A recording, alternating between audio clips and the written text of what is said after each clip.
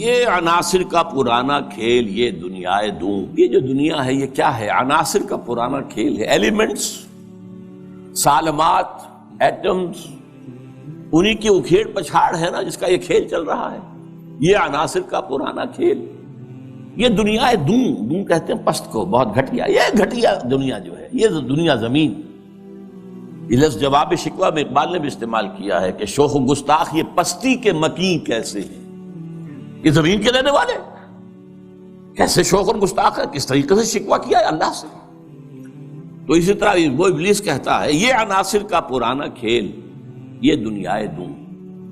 یہ عناصر کا پرانا کھیل، یہ میٹیریلزم کے جتنے بھی شعبے ہیں، جتنی بھی شاخیں ہیں، جتنے بھی گریڈز ہیں، اور ہندوستان میں چار واک ہے، جین مت ہے، بدھ مت ہے، اور سانکھ درشن، یہ سب اسی کے ہیں۔ یہ خالص میٹیریل کھیل ہے دنیا کا، اس سے آگے انہیں کچھ اور نظر نہیں آتا۔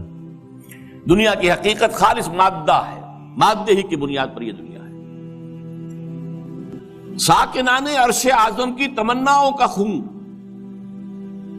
ساکنان عرش اعظم ملائکہ مقربین، ان کی تمناؤں کا خون ہو گیا۔ کیسے؟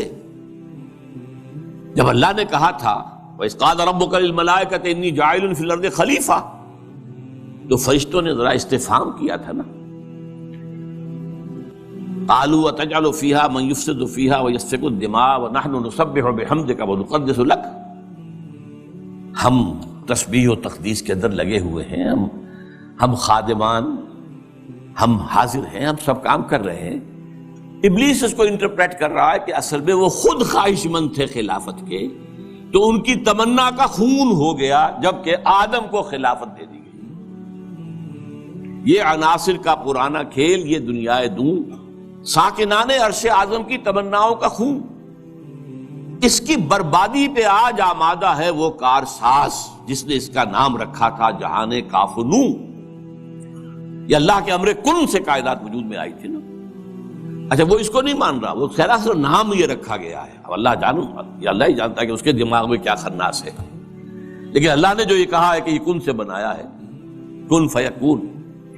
آج معلوم ہوتا ہے، ابلیس کہتا ہے کہ اس کی بربادی پر خدا نے فیصلہ کر لیا ہے، جس نے اس کو بنایا تھا وہ اب اس کی بربادی کے در پہ ہے۔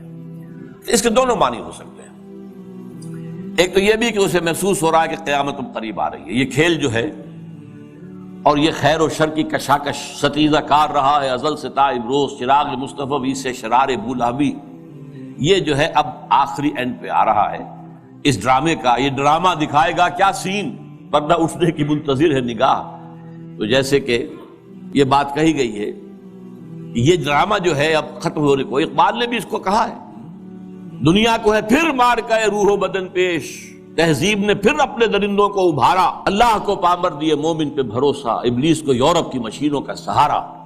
وہ بھی محسوس کر رہا ہے کہ شاید اب وہ قیامت ختم ہے اور یہ کھیل اب آخری سین پر آ گیا، اور شاید اس کا مفہوم یہ ہو کہ اس دنیا میں ہم نے شر کا، شرک کا، الحاد کا، یہ سارے بے حیائی کا، بے شرمی کا، سودی نظام کا، انسانی حاکمیت کا، یہ سارا کھیل ہم نے بنایا ہے۔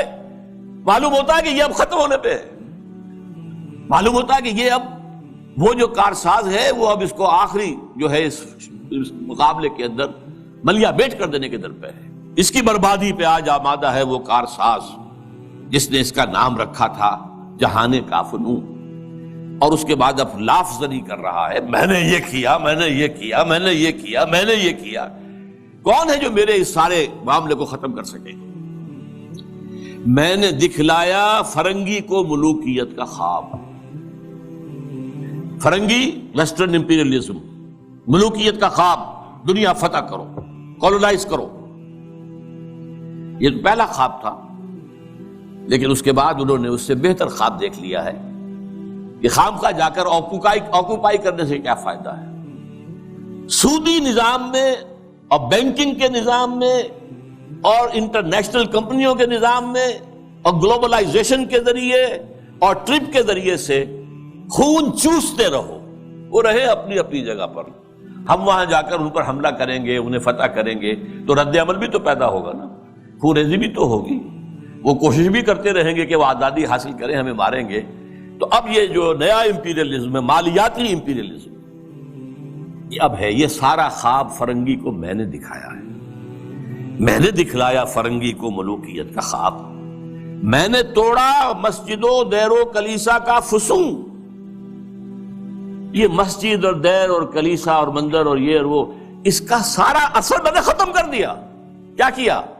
سیکولرزم کی پٹی بڑھا دی۔ بھائی یہ علیحدہ انسان کا انفرادی معاملہ ہے، کوئی مسجد میں جائے، مندر میں جائے، کہیں اور جائے، وہاں جائے، یہاں جائے، کلیسا میں جائے، سینیگوگ میں جائے، کہاں جائے، کوئی نہیں، جاؤ۔ لیکن ملکی نظام، ملکی قانون، حکومت، ریاست، معیشت، معاشرت، اس کا کوئی تعلق کسی مذہب سے نہیں۔ جو بھی اثرات تھے، جو بھی ہولڈ تھا مذاہب کا، آخر خدا کو تو مانتے تھے نا۔ اس دور حاضر سے قبل جو ہے انسان کی گمراہی صرف ایک تھی، شرک۔ وہ کیا ہے؟ ایک بڑے خدا کے ساتھ چھوٹے چھوٹے خداؤں کو بھی ماننا۔ بڑے خدا کا انکار نہیں تھا۔ اب کیا کیا گیا ہے؟ اس بڑے خدا کو اٹھا کے مسجد میں بند کر دو، مندر میں بند کر دو، سینیگوگ میں بند کر دو، چرچ میں بند کر دو، اور جہاں پورا ہمارا نظام ہم چلائیں گے۔ We are the sovereigns. Sovereignty belongs to us. ہم جو چاہے کریں۔ لہذا میں نے دکھلایا فرنگی کو ملوکیت کا خواب، امپیریلزم، اور میں نے توڑا مسجد و دیر و کلیسا کا فسون، سیکولرزم۔ میں نے ناداروں کو سکھلایا سبق تقدیر کا۔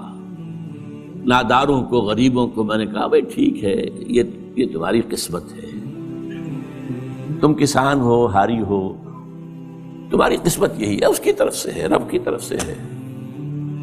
کوئی بغاوت کا خیال پیدا نہ ہو جائے، کہیں کو کھڑے ہو کر کوئی ریزسٹنس کی موومنٹ شروع نہ کر دینا۔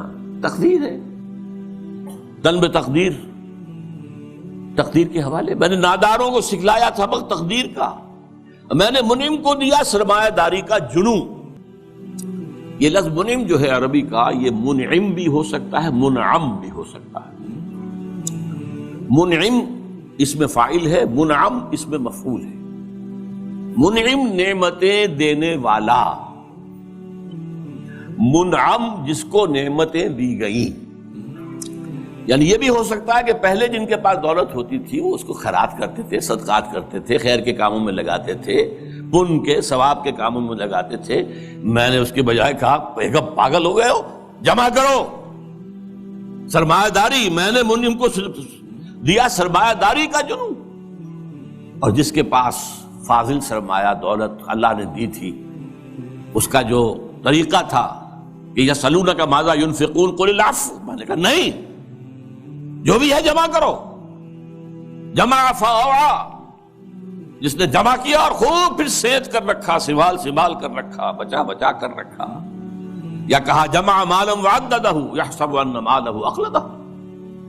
یہ سبق میں نے دولت مند کو سکھا دیا۔ تو میں نے ناداروں کو سکھلایا سبق تقدیر کا، میں نے منعم کو دیا سرمایہ داری کا جنون۔ کون کر سکتا ہے اس کی آتش سوزاں کو سرد، جس کے ہنگاموں میں ہو ابلیس کا سودے دروں؟